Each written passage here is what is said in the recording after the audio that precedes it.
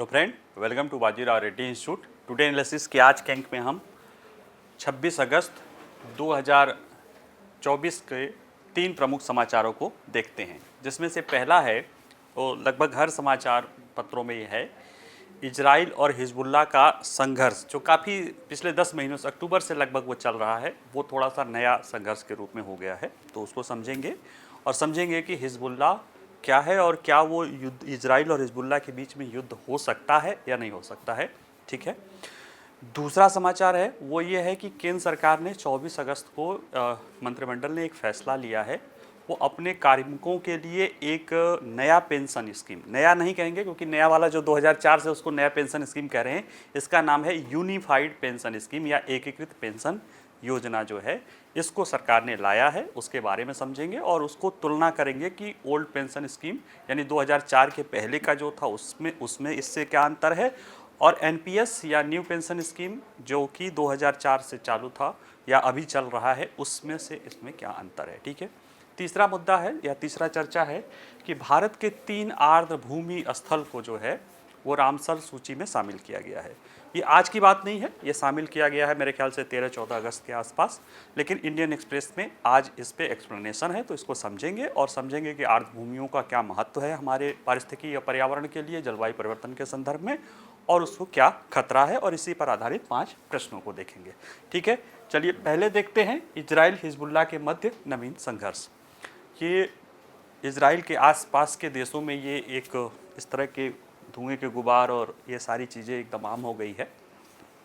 हुआ क्या है कि रविवार तड़के यानी भोर में ही जो है इजराइल ने लेबनान पे अपने जेट से 100 से अधिक जेट से उस पर कार्रवाई की है, क्योंकि उसको आशंका थी कि लेबनान जब जो है उस पर रॉकेट हमला करना चाहता है। हालांकि इस आक्रामक कार्रवाई के ही दौरान जो है लेबनान ने भी अपना हमला किया है, जिसमें से कुछ लोगों के हताहत होने के बावजूद भी दोनों पक्ष अभी शांति बनाए रखना चाहते हैं और युद्ध में नहीं जाना चाहते हैं। ठीक है, तो इस पूरे पहलू को आइए हम इसको समझते हैं कि क्या ये नवीनतम संघर्ष एक पूर्ण युद्ध के रूप में बदल सकता है या नहीं बदल सकता है। ठीक है, चलिए देखते हैं चर्चा में क्यों है। तो देखिए, रविवार की सुबह इजराइल ने अपने लगभग 100 जेट यानी एयरप्लेन के जरिए जो है, फाइटर प्लेन के जरिए जो है, वो लेबनान के कुछ इलाकों में, दक्षिणी लेबनान के कुछ इलाकों में उन्होंने हमला किया, जहां पे उसको लग रहा था कि वो रॉकेट और ड्रोन हमले लेबनान तैयारी कर रहा है इजराइल पर करने को लेकर। हालांकि इस हमले के बाद लेबनान ने भी जो है इजराइल पे कई सारे रॉकेट और ड्रोन के हमले किए हैं, लेकिन वो बचा लिया गया है इजराइल के द्वारा, उसका आयरन डोम या उसके रॉकेट द्वारा इसको बचा लिया गया है। और ऐसे में इजरायली रक्षा बल कह रहा है कि उसने हिजबुल्लाह के आतंकवादी संगठन की पहचान की है, जो इजरायली क्षेत्र की ओर मिसाइल और रॉकेट दागने की तैयारी कर रहा था, और इस खतरों के जवाब में इजरायली सेना ने लेबनान में आतंकी ठिकानों पर निशाना बनाया है। इजराइल का कहना है कि उसके द्वारा लेबनान के अंदर जो हिजबुल्लाह है उसके द्वारा इस तरह का काम करने की, इजराइल पर हमले करने की कोशिश की जा रही थी, उसके रोकने के दौरान ही उसने जवाबी कार्रवाई प्रिवेंटिव मेजर के रूप में किया है।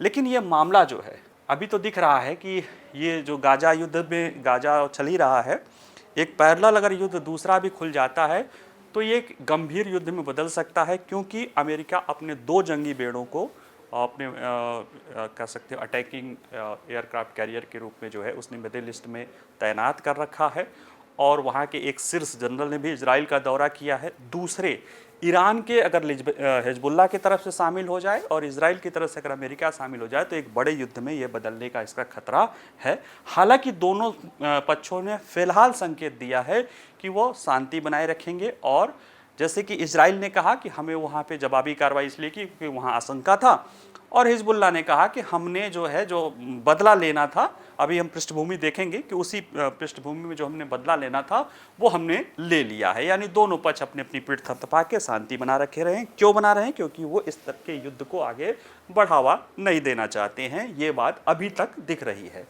अब अगर हम जरा इसकी पृष्ठभूमि को देखें कि ये नवीनतम संघर्ष, इसकी पृष्ठभूमि क्या है। देखिए, दोनों के बीच टकराहट तो बहुत पहले से चल रही है। उसको आप अगर देखें तो 80 के दशक से, जब से हिजबुल्लाह बना है तब से चल रहा है। लेकिन जो अभी ये जो नवीनतम घटना है, इसके पीछे की कहानी लगभग 1 महीने पहले की है, जब हिजबुल्लाह के मिसाइल रॉकेट ड्रोन अटैक में गोलन हाइट पे जो है उसमें करीब 12 युवक जो है मारे गए थे इजराइल के। और इजराइल ने उसके जवाब में बेरूत में, लेबनान के बेरूत में ही हिजबुल्लाह के वरिष्ठ कमांडर फुआद शुक्र की हत्या कर दी थी। जेट से उसको हमला कर दिया था। इसके बाद ये उम्मीद हो गई थी कि हिजबुल्लाह जो है वो जवाबी कार्रवाई करेगा। हिजबुल्लाह का एक अधिकारी कहता है कि हिजबुल्लाह जवाबी कार्रवाई कर रहा था, लेकिन वो चाह रहा था कि युद्ध विराम वार्ता जो हो रही है, अमेरिकी प्रस्ताव पे जो सुरक्षा परिषद ने जो एक सलाह दिया है कि उस पर जो बातचीत चल रही है काहिरा में, उसको चाहता था कि कुछ हो जाए, उसमें खलल न पड़े। इसीलिए उसने सोच समझ के हमले में देरी की है और पूर्ण पैमाने पर युद्ध को रोकने के लिए उसने अपने हमले को कम कर लिया है। यानी उसने जवाबी कार्रवाई भी की है, लेकिन हमले को कम किया है ताकि युद्ध पूर्ण में न बदले और ये जो शांति वार्ता चल रही है वो खटाई में न पड़े। तो ये इसकी पृष्ठभूमि है। हम अगर ज़रा सा देखें, क्योंकि ये इजराइल के बारे में तो सब कुछ पता है, हिजबुल्लाह के बारे में ज़रा हम समझें कि हिजबुल्लाह क्या है। तो हिजबुल्लाह देखिए जो है एक शिया मिलिशिया संगठन है। कुछ देश इसे आतंकवादी संगठन मानते हैं, जैसे अमेरिका है, इजराइल है, और कुछ अमेरिका के जो खाड़ी सुन्नी देश हैं जैसे सऊदी अरब है, इस तरह के देश हैं, वो इसे आतंकवादी संगठन मानते हैं। हालांकि ये शिया मिलिशिया संगठन है, मिलिशिया संगठन है, सशस्त्र संगठन है। और ये शिया संगठन है, शिया मुस्लिम संगठन है। इस पे ईरान के द्वारा तैयार किया गया, उसे ईरान धन देता है, संसाधन देता है। और ईरान की जो प्रतिरोध की धुरी वाली है, एक्सेस ऑफ जो है रेजिस्टेंस की जो उसकी अवधारणा है, उसका ये उसके जो 4-5 अंग हैं उसमें सबसे मजबूत अंग हिजबुल्लाह ही है। और ये देखिए, अगर हम इस मैप को देखें तो ये रहा आपका इजराइल, इधर थोड़ा सा गाजा निकाल दीजिए, इधर वेस्टर्न बैंक निकाल दीजिए, ये गोलन हाइट वाला भी है, इसको सीरिया का निकाल दीजिए, और यहाँ से ये लेबनान है, और इसी के आसपास जो है हिजबुल्लाह पाया जाता है। और यहाँ से इसको उत्तरी जो है इजराइल में खतरा रहता है, और इन दोनों के बीच में जो है विवाद चलता रहता है। इसकी स्थापना की बात करें, यानी एक तो लेबनान में है, ये लेबनान का ये सबसे शक्तिशाली सशस्त्र बल है। इसकी स्थापना 1980 के दशक में 80-82 में हुई थी, जब इजराइल ने लेबनान पे हमला किया था। तो उसके प्रतिरोध में जो है ईरान ने एक इसको इजराइल के विरोध के रूप में इसको किया था। और उसी समय देश के गृह युद्ध के दौरान इजराइल की सेना जब दक्षिणी लेबनान पर कब्जा कर लिया था, तब इसने उसके विरुद्ध ये लड़ाई शुरू की थी। और जब इजराइल वर्ष 2000 में इजरायली सेना लेबनान से वापस आई, तो इसने अपने श्रेय लिया कि इसकी वजह से इसने इजराइल को लेबनान से बाहर किया है। और उस पूरे क्षेत्र में अगर इजराइल का कोई विरोध कर रहा, लग रहा है कि कोई इजराइल को ताकत दे रहा है, तो निश्चित रूप से वहाँ की आम जनता में उसके विरुद्ध, उसके साथ सहयोग होना होता है। और उसी के कारण हिजबुल्लाह जो है दक्षिणी लेबनान में हजारों लड़ाके और मिसाइलों का ये भंडार करने में सक्षम हो रहा है। हालांकि ये 1992 से लेबनान के जो वहाँ राजनीतिक चुनाव होता है उसमें भी भागीदार होता है, और एक प्रमुख राजनीतिक उपस्थिति इसकी है। पश्चिमी देश जो वेस्टर्न कंट्रीज हैं, अमेरिका के नेतृत्व वाले, वो इजराइल, खाड़ी अरब देश और अरब लीग के ने हिजबुल्लाह को आतंकवादी संगठन जो है घोषित कर लिया है। मोहम्मद नसरुल्लाह इसका अध्यक्ष है और इसका प्रमुख है। अभी उसके भी बीच बीच में उसके भी भाषण आते रहते हैं, वो भी धमकाता रहता है, अयतुल्लाह खुमैनी का बहुत करीबी है। और ये जो हिजबुल्लाह है ये भले लेबनान में है, लेकिन इसकी पूरी ताकत जो है ईरानियन रिवोल्यूशनरी गार्ड और उसकी कुद्स फोर्स, और एक तरह से कह सकते हो कि जो अयतुल्लाह खुमैनी और उनका जो संगठन है, ईरान भी न कहें, जो अयतुल्लाह खुमैनी और उनका संगठन IRG है, ईरानियन रिवोल्यूशन गार्ड, वो इसकी पूरी ताकत है। वही संसाधन मुहैया कराता है, वही ट्रेनिंग मुहैया कराता है, वही पैसे मुहैया कराता है, वही हथियार मुहैया कराता है, सब कुछ वही मुहैया कराता है। अब एक प्रश्न है कि इसकी सैन्य ताकत क्या है ना। हाँ, ये थोड़ा सा ये भी है कि 2006 में हिजबुल्लाह द्वारा सीमा पार किए गए घातक हमले के कारण हिजबुल्लाह और इजराइल में पूर्ण युद्ध भी हो गया था। हालांकि इजरायली सैनिकों ने उस बार काफ़ी इसको नुकसान पहुंचाया था, बहुत बुरी तरह से नुकसान पहुंचाया था, लेकिन फिर भी उसके बाद से ये अपनी क्षमता को बढ़ाया है। काफ़ी उसमें दबाव आया था इजराइल पे कई सारे युद्धों के बाद। अगर इसकी सैन्य ताकत की बात करें तो ये माना जाता है कि ये जितना भी ईरान का एक्सिस ऑफ धीरी है, प्रतिरोध की धुरी है, उसमें से सबसे ताकतवर ये संगठन है। और सिया उग्रवादी संगठन का तो सबसे ताकतवर है, या ये भी कह सकते हैं जो गैर सैन्य संगठन है, यानी गैर राज्य। एक तो राज्य की सेनाएं अलग अलग होती हैं, दूसरे गैर राज्य अगर कोई सैन्य संगठन है, मिलिशिया जिसे बोलते हैं, अगर वो हो तो उसमें सबसे बड़ा और सबसे ताकतवर इसे ही माना जाता है। हिजबुल्लाह के प्रमुख हसन नसरुल्लाह दावा करते हैं कि उनके पास 1 लाख लड़ाके हैं। हालांकि स्वतंत्र अनुमान बताते हैं कि यह संख्या 20,000 से 50,000 के बीच में है, जो कि देखा भी जाए, अगर 25 से 50,000 भी माना जाए तो भी यह हमास के लड़ाकों से, हमास की जो संख्या है उससे ज़्यादा है। और कई लोग इसमें से अच्छी तरह से प्रशिक्षित हैं, युद्ध में अनुभवी हैं, क्योंकि ये सीरियाई गृह युद्ध में ये सब भाग ले चुके हैं, यानी इनको युद्ध का भी अनुभव है और ये सब प्रशिक्षित भी है ईरानियन रिवोल्यूशनरी गार्ड द्वारा। ठीक है, इनके बारे में एक अनुमानता जो सबसे इजराइल के लिए चिंता का विषय है कि इनके पास 1,20,000 से लेकर 2 लाख तक रॉकेट और मिसाइलें हैं।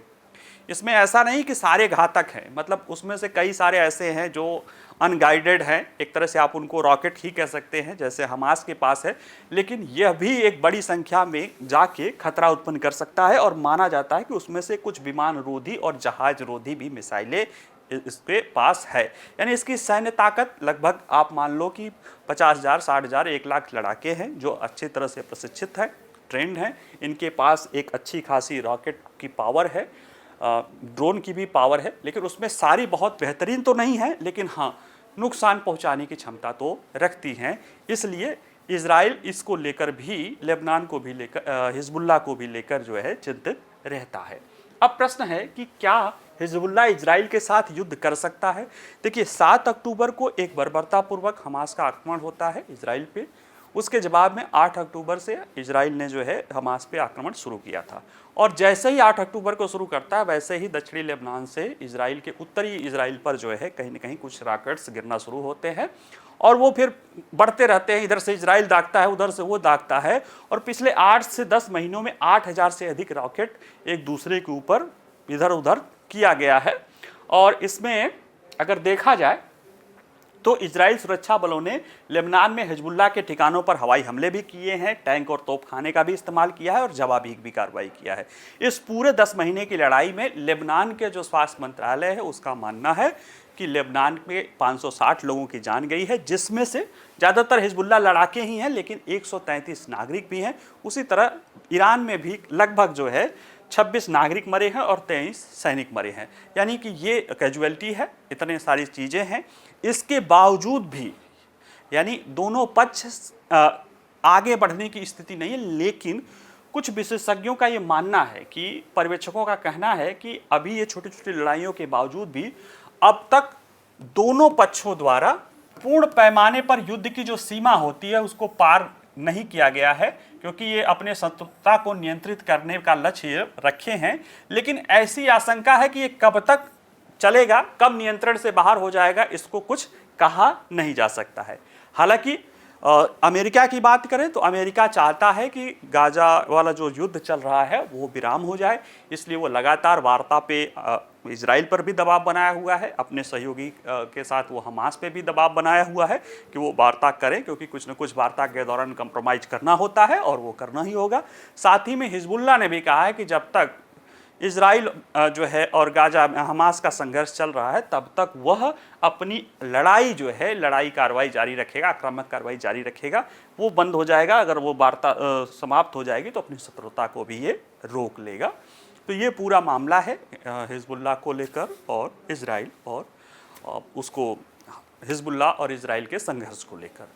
और हम तो मनाएंगे कि ये एक और युद्ध में न जाए, क्योंकि इसमें फिर दोनों बड़ी शक्तियां, क्योंकि उधर याद होगा कि हमास के जो प्रमुख है इस्माइल हनिया, उसकी हत्या इजराइल जो है ईरान में हुई थी, जिसका आरोप इजराइल पर लगा था। हालांकि इजराइल ने उसको स्वीकार नहीं किया था। तो ऐसे में ये तो आशंका थी कि इजराइल पर लेबनान के द्वारा हमला किया जाएगा, क्योंकि लेबनान के हिजबुल्लाह के द्वारा किया जाएगा, क्योंकि हिजबुल्लाह के एक सैन्य कमांडर को भी इजराइल ने मार गिराया था बेरूत में। लेकिन अब अगर इसमें पीछे से खेल होता है, चीज़ें बढ़ती है, तो फिर जो अगर बढ़ेंगी तो हम उसको आगे बताएंगे। लेकिन अभी फिलहाल हम उम्मीद यही करें कि ये मामला यहीं से इतने से ही शांत हो जाएगा। अगला जो हमारा समाचार है वो ये है कि केंद्र सरकार ने द्वारा एक एकीकृत पेंशन योजना या यूनिफाइड पेंशन स्कीम लॉन्च किया गया है अपने कार्मिकों के लिए। ये 1 अप्रैल 2025 से लागू होगा और यह पहले से चले आ रहे जो न्यू पेंशन स्कीम है उसकी जगह लेगा। और जो जिसके जगह न्यू पेंशन स्कीम लाया गया था यानी ओल्ड पेंशन स्कीम जिसकी मांग की जा रही है, कई सारे राज्यों में इसको अपनाया भी गया है, जिसमें राजस्थान है और जब कांग्रेस की सरकार थी हिमाचल है, कुछ 1-2 और राज्य हैं वहाँ पे इसको अपनाया गया है। तो कुछ उसकी अच्छाइयों को लिया गया है उसकी और कुछ उसकी कमियों को निकाल के कुछ एनपीएस का कुछ ओपीएस के जो दोनों ओल्ड पेंशन स्कीम और न्यू पेंशन स्कीम के जो कुछ अच्छी चीज़ें थी उनको मिला के एक यूनिफाइड पेंशन स्कीम के रूप में से लॉन्च किया गया है। आइए ज़रा हम इसको देखते हैं क्या है। देखिए, केंद्रीय मंत्रिमंडल ने 24 अगस्त को एक एकीकृत पेंशन योजना को मंजूरी दी है जो सरकारी कर्मचारियों को सेवानिवृत्ति के बाद सुनिश्चित पेंशन एश्योर्ड पेंशन प्रदान करेगा। ये बहुत महत्वपूर्ण है। एश्योर्ड यानी सुनिश्चित पेंशन प्रदान करेगा। पेंशन की व्यवस्था तो न्यू पेंशन स्कीम में भी थी, लेकिन वह कितना मिलेगा, मिलेगा भी नहीं मिलेगा, ये सब कुछ निर्भर करता था बाजार की शक्तियों में। अभी देखेंगे उसको। इसमें एश्योर्ड कर दिया गया है कि एश्योर्ड पेंशन मिलेगा। ये गुण जो है इसका आया है ओपीएस या ओल्ड पेंशन स्कीम थी, यानी जो ओल्ड पेंशन स्कीम की मांग थी उसमें सबसे बड़ी मांग यही थी कि इसमें सुनिश्चित नहीं है, बाजार की शक्तियों पर छोड़ दिया गया है पेंशन की राशि। ऐसे में इसमें सुनिश्चित करके इसको बचाया गया है और यह योजना 1 अप्रैल 2025 से प्रभावी होगी। पिछले कुछ वर्षों में अगर देखा जाए तो विपक्षी दलों ने राष्ट्रीय पेंशन योजना के बारे में सरकारी कर्मचारियों की नाखुशी का फायदा उठाया था, क्योंकि उनको आमतौर पर जिसे नई पेंशन योजना बताया जाता है उसका फायदा उठाया था। कई राज्यों में देखा जाए तो हिमाचल प्रदेश में 2023 में, 2022 में राजस्थान, छत्तीसगढ़ की कांग्रेस सरकार, साथ में पंजाब की सरकार ने पुरानी पेंशन योजना को वापस ला दिया है। अब अगर देखें ये जो योजना आई है एकीकृत पेंशन योजना, इसमें क्या शामिल है, पहले इसकी जो मुख्य विशेषताएं हैं उसको समझें। तो देखिए, जो इसकी मेन बात है वो ये है कि एकीकृत पेंशन योजना यूनिफाइड पेंशन स्कीम सेवानिवृत्त लोगों को एनपीएस या जो आप कह सकते हैं नेशनल पेंशन स्कीम थी, जिसे न्यू पेंशन स्कीम भी लोग कहते हैं, के विपरीत एक निश्चित पेंशन का वादा करता है। जो एनपीएस की प्रमुख आलोचनाओं में से एक था। इसकी जो सबसे प्रमुख आलोचना यही थी कि यह निश्चित पेंशन की बात, एश्योर्ड पेंशन की बात नहीं करता है, वो इसमें कहता है। और यूपीएस के तहत 5 तरह की जो है विशेषताएं, उसमें 3 तरह के पेंशन और उससे जुड़ी हुई 2 और विशेषताएं हैं, जिसमें से पहला है सुनिश्चित पेंशन।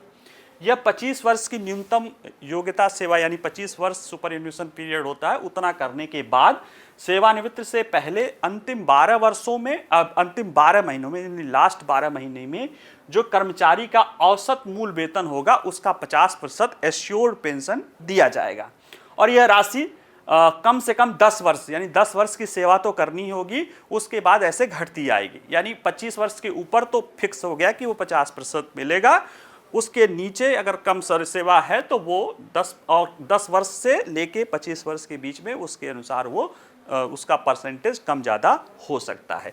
दूसरा है, एक तो ये हुआ, दूसरा है कि सुनिश्चित पेंशन मिलेगा, एश्योर्ड पेंशन हो गया कि 25 साल की सेवा कर लेंगे तो मिलेगा। दूसरा कि ये सुनिश्चित न्यूनतम पेंशन भी है, जैसे कि उसमें था ओल्ड पेंशन स्कीम में भी सुनिश्चित न्यूनतम पेंशन था कि एक 9,000 रुपये महीने का था कि मिलेगा। हालांकि इसमें 10 वर्ष की सेवा लिखा है कि न्यूनतम 10 वर्ष की अगर आपने सेवा की है तभी उसके बाद के ही सेवानिवृत्ति के मामलों में आपको न्यूनतम पेंशन मिलेगा, और वह भी 10,000 रुपये मासिक होगा। यानी 10 वर्ष की सेवा आपने कर ली है तो न्यूनतम 10,000 रुपये आपको मिलेगा ही मिलेगा, उससे ज़्यादा पे आपको फिर वो परसेंटेज वाइज आपको मिलेगा। यानी ये 10,000 आपने 10 वर्ष की सेवा कर ली है तो आपको 10,000 तो कम से कम पेंशन मासिक मिलेगा ही। साथ ही में सुनिश्चित पारिवारिक पेंशन की बात की गई है। इसमें यह कहा गया है कि अगर सेवानिवृत्ति व्यक्ति पेंशन पा रहा था, वो अगर उसकी मृत्यु हो जाती है तो जो उस पर आश्रित हैं वो भी सुनिश्चित उसका 60% जो पेंशन मिल रहा था उसकी 60% पेंशन का वो दावा कर सकते हैं या उनको मिलेगा। ये तो 3 तरह के पेंशन हो गए। कि एक 25 साल और 10 साल के ऊपर वाले से लेकर 25 साल तक उनका एक न्यूनतम 10 साल कर लिए हो तो न्यूनतम पेंशन और पारिवारिक पेंशन, ये सारे पेंशन जो हैं इनको महंगाई से बचाए रखने के कारण इनको जो है इन्फ्लेशन इंडेक्स के साथ या मुद्रास्फीति इंडेक्स के साथ जोड़ा गया है। और यह औद्योगिक श्रमिकों के लिए इसकी जो गणना की जाएगी, औद्योगिक श्रमिकों के लिए अखिल भारतीय उपभोक्ता मूल्य सूचकांक जो है उसके आधार पर की जाएगी, जैसा कि कार्यरत कर्मचारियों के मामले में। यानी कार्यरत कर्मचारी का जो वेतन जिस तरह से बढ़ता है उसी तरह से उनके पेंशन को भी महंगाई से जो है संरक्षित करने की बात की गई है, ताकि उनका नुकसान न हो। एक और इसमें है कि सेवानिवृत्त पर एक मुश्त भुगतान भी किया जाएगा। जो ग्रेच्युटी का भुगतान किया जाता है उसके अतिरिक्त एक और जो है भुगतान की व्यवस्था इसके तहत की जाएगी। ये कुछ 5 तरह की व्यवस्थाएं हैं जो उसमें की गई है। अब ये प्रश्न है कि हम जिसे न्यू पेंशन स्कीम या नेशनल पेंशन स्कीम एक्चुअल में नाम है, वो क्या थी और उसे शुरू क्यों किया गया था, ठीक है, क्योंकि उसी को लेकर सारा विवाद है। तो देखिए, भारत की पेंशन नीति में सुधार के लिए केंद्र सरकार ने 1 जनवरी 2024 को एनपीएस से ओपीएस की जगह शुरू किया था। यानी ओल्ड पेंशन स्कीम जो पहले चली आ रही थी उसकी जगह आपने नेशनल पेंशन स्कीम इसका है, लेकिन न्यू पेंशन स्कीम इसके लॉन्च किया था। और इस तिथि के बाद जो भी सरकारी सेवा में शामिल हुए उन सबको एनपीएस के अंतर्गत रखा गया, ठीक है। क्योंकि अगर देखा जाए तो ओपीएस के तहत ओल्ड पेंशन स्कीम यानी जो अभी चल रहा है उसके पहले, यानी 2004 के पहले जो पेंशन स्कीम थी उसमें केंद्र राज्य दोनों के सरकारी कर्मचारियों को पेंशन अंतिम प्राप्त मूल वेतन के 50% पर तय किया गया था। यानी ओपीएस में जो 50% मूल वेतन का पेंशन था वह तय था। जो यूपीएस है या यूनिफाइड पेंशन स्कीम है इसमें भी ये बात रखा गया है। इसके अलावा महंगाई राहत भी था, जो मूल वेतन के प्रतिशत के रूप में गणना की जाती थी, ये आज भी इसमें रखा गया है। लेकिन इसकी सबसे बड़ी समस्या क्या थी, आखिर ओपीएस को हटा के एनपीएस लाना क्यों पड़ा? क्योंकि ओल्ड पेंशन स्कीम में जब पहले लाया गया होगा तो लाया गया होगा, लेकिन बाद में क्या हुआ कि जैसे जैसे स्वास्थ्य की गुणवत्ता बढ़ती गई, लोगों का जीवन स्पैन बढ़ता गया, पेंशन पे बहुत ज़्यादा खर्चा आता गया, ठीक है। 60 साल तक तो आदमी जॉब करता था, उसके बाद की पेंशन कई बार क्या होता था कि कुछ लोगों ने जितना नौकरी में किया उससे ज़्यादा उन्होंने पेंशन पे जीवन जिया। उससे क्या होता था कि सरकारों पर बहुत बोझ आता था, क्योंकि पेंशन के लिए कोई फंड की व्यवस्था नहीं थी कि कहाँ से किया जाएगा, ये नहीं था, ये सरकार की लायबिलिटी थी और सरकार को उसको देना था। ये बड़ी चिंता बनी हुई थी। इसको देखते हुए यानी जो पेंशन देता था वो काफ़ी ज़्यादा वित्तीय स्तर तक अस्वस्थ हो गई थी। कई सारी कमेटियों ने ये कहा था कि ये उचित नहीं है। उसको देखने के लिए ये जो है ओपीएस को हटा के एनपीएस या नेशनल पेंशन स्कीम लाई गई थी, ठीक है। और आंकड़े भी बताते हैं कि जो उस समय के आंकड़े हैं, देखा जाए कि पिछले 3 दशकों में केंद्र और राज्य सरकारों की पेंशन देनदारियों में कई गुना वृद्धि हुई है। 90 से 91 में केंद्र सरकार का पेंशन बिल 3,272 करोड़ रुपए था और सभी राज्यों का मिलाकर 3,131 करोड़ रुपए था। अब 2020-21 तक केंद्र का पेंशन बिल 58 गुना बढ़कर 1,90,886 करोड़ हो गया है और राज्यों के लिए यह 125 गुना बढ़ के 3,86,001 करोड़ रुपए पेंशन बिल हो गया है। कहीं ना कहीं ये एक बहुत बड़ी राशि है जिसको ध्यान में रखते हुए, क्योंकि आज हमारी स्थिति बहुत अच्छी, लेकिन उस समय चीज़ें इतनी थी, भार बढ़ा रहा था कि इकोनॉमी को ध्यान में रखते हुए ये चीज़ें लाई गई थी। लेकिन जैसा कि मांग था कि भाई विरोध भी हुआ एनपीएस का, तो देखिए एनपीएस कैसे काम करता है और इसके विरोध का आधार क्या है। तो एनपीएस में ये था व्यवस्था कि जो भी पेंशन नेशनल पेंशन स्कीम में उसमें कंट्रीब्यूशन था। ओपीएस में कोई फंड की व्यवस्था नहीं थी, इसमें फंड की व्यवस्था थी जिसमें कर्मचारी 10% कंट्रीब्यूशन करता है और 10 पहले 10 से था, बाद में बढ़ा के इसको 14% कर दिया, 18.5% कंट्रीब्यूशन सरकार द्वारा किया जाता है। और ये जो राशि होती है इससे कर्मचारी को एक ऑप्शन मिलता है कि वो उच्च जोखिम से लेके न्यून जोखिम योजनाओं में अपना पैसा लगा सकती है। उसमें कई सारे फंड मैनेजर्स होते हैं, ज़्यादातर सरकारी हैं, कुछ निजी भी हैं, जिसमें वो अपना पैसा लगा सकती है। इसकी जो सबसे बड़ी बुराई है इसकी वो है कि इसमें ये नहीं पता है कि कर्मचारी को कितना पेंशन मिलेगा, क्योंकि ये सब कुछ निर्भर करता है मार्केट के ऊपर। मार्केट अच्छा है तो रिटर्न बहुत अच्छा मिल सकता है, नहीं है तो बहुत खराब मिल सकता है। यानी जो कर्मचारी 60 साल तक नौकरी करता है, उसके बाद रिटायर होने के बाद उसे नहीं पता है कि उसे कितना पेंशन मिलेगा, और यही इसकी सबसे बड़े विरोध का कारण थी। तो ओपीएस की वापसी लगातार मांग हो रहा था, राजनीतिक मुद्दा बना था, जिससे देखेंगे कि कई सारे राज्यों में उसे लाया गया था।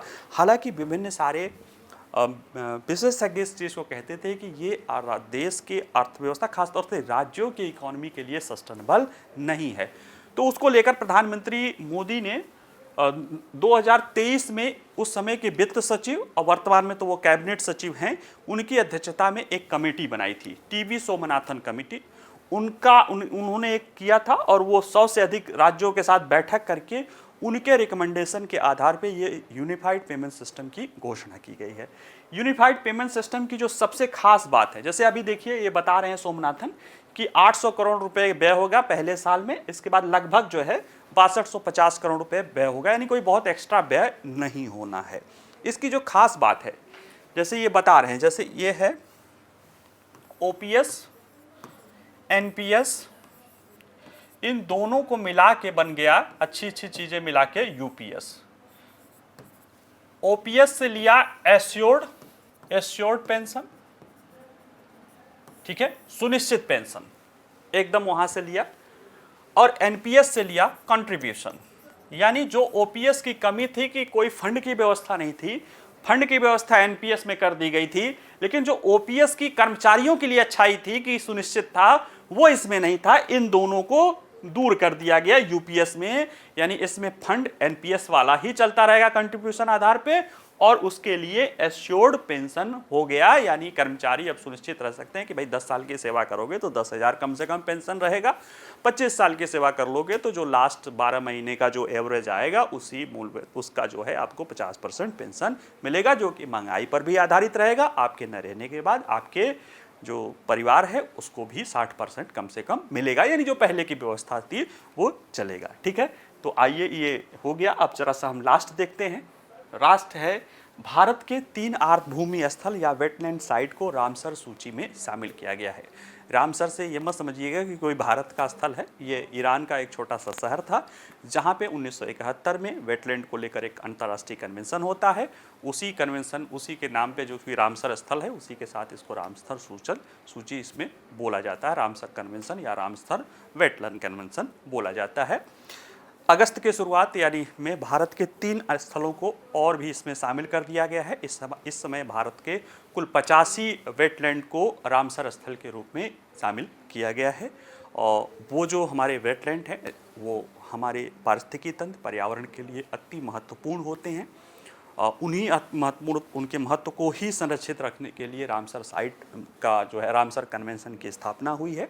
तो आइए ज़रा हम इनको पूरे ब्रीफ में डिटेल समझते हैं कि कैसे क्या शामिल किया गया है, क्या उसके रामसर कन्वेंशन क्या है, उसके लिए क्या मानदंड है, उसमें से क्या उसके उद्देश्य हैं, कौन कौन से स्थल शामिल किए गए हैं, आदि आदि उसको हम देखते हैं।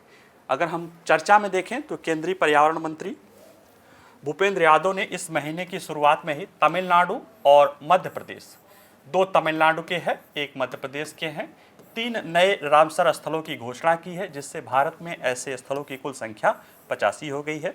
तमिलनाडु में नंजरायण पक्षी अभयारण्य और काजुवेलु पक्षी अभयारण्य 2 शामिल है, और मध्य प्रदेश का तवा जलाशय या तवा रिजर्व शामिल है। ये 3 इसमें शामिल हो गए हैं, और इस तरह से भारत में वर्तमान में 85 रामसर स्थल शामिल हो गए हैं। अगर हम इसकी बात करें कि रामसर स्थल को अंतर्राष्ट्रीय महत्व की आर्द्रभूमि के रूप में भी जाना जाता है, जिसका मुख्य प्रमुख जो है पारिस्थितिकी तंत्र के बारे में जागरूकता बढ़ाने का एक मील के पत्थर के रूप में इसको किया जाता है। अगर हम वेटलैंड को समझें कि आर्द्रभूमियां या वेटलैंड क्या होती है, तो रामसर कन्वेंशन में ही आर्द्रभूमियों की बड़ी व्यापक परिभाषा दी गई है, जिसमें समुद्र के लेकर जो है जमीन के अंदर तक के भी ये परिभाषा अपने अंदर शामिल करती है। जैसे इसमें देखा जाए तो वेटलैंड में दलदल होता है, कच्छ क्षेत्र होता है, यानी समुद्र और जो आसपास का क्षेत्र है उसको कच्छ क्षेत्र बोलते हैं, अपगामी नदियां होती हैं, झीलें होता है, लवण कच्छ होता है, मैट फ्लैट या ज्वारी आर्द्र भूमि होती है, इसमें मैंग्रोव क्षेत्र शामिल होता है, प्रवाल भित्तियां शामिल होती हैं, दलदल, पीटबोग जिसमें जो है सड़ चुकी वनस्पति या कार्बनिक पदार्थ का संचय होता है, इससे जुड़ा जलाशय शामिल होता है। ये प्राकृतिक भी हो सकते हैं, कृत्रिम भी हो सकते हैं, स्थायी भी हो सकते हैं, अस्थायी भी हो सकते हैं। यानी कि पानी से जो है डूबा हुआ कोई क्षेत्र, चाहे अस्थायी हो चाहे अस्थायी हो, स्थिर पानी हो चाहे बहता हुआ हो, चाहे नमक वाला हो चाहे बिना नमक वाला हो, चाहे ज़मीन के अंदर हो चाहे ज़मीन के बाहर हो, उसमें कुछ खास गुण होंगे तो उसे हम वेटलैंड के रूप में करेंगे। और अगर देख इन क्षेत्रों में कम ज्वार पर 6 मीटर की गहराई तक ताज़ा या खारा जल स्थिर या प्रवाहमय हो, उसे भी इसके अंतर्गत आर्द्र भूमि क्षेत्र के अंतर्गत माना जाता है। यानी एक इसकी काफ़ी व्यापक परिभाषा आर्द्र भूमियों की जाती है। आर्द्र भूमियों को अगर देखा जाए तो ये हमारे जलवायु के लिए, संरक्षण के लिए, जलवायु खासतौर से जलवायु परिवर्तन के दौर में बहुत महत्वपूर्ण है, क्योंकि ये कार्बन सीक्वेंसिंग का काम करती हैं। कार्बन को ग्रहण करके, पृथक्करण को यानी वातावरण से कार्बन को ग्रहण करके स्टोर करने का, और कई बार तो ये कार्बन डाइऑक्साइड को बाहर निकालते ही नहीं हैं, जिसके कारण ये कार्बन को स्टोर करने में, ग्रहण करके स्टोर करने में, जिसको सीक्वेंसिंग कहते हैं, उसमें काफ़ी मदद मिलता है। वेटलैंड्स, ये जो आर्द्र भूमियाँ होती हैं, इनके जो पौध समुदाय या मिट्टी जो होती है वो कार्बन को वायुमंडल में कार्बन डाइऑक्साइड के रूप में छोड़ने के बजाय उसे पकड़ लेती है, और ग्लोबल वार्मिंग की जो प्रमुख भूमिका कार्बन डाइऑक्साइड को निभाता है उससे बचाती है। और ये चीज़ें अगर देखा जाए तो आर्द्र भूमि जो है वर्तमान में अतिरिक्त वर्षा को भी अवशोषित करके चरम मौसम की घटनाओं से भी हमें खिलाफ बफर जोन के कार्य करती है, तूफानों से पर्यावरण की रक्षा करती है।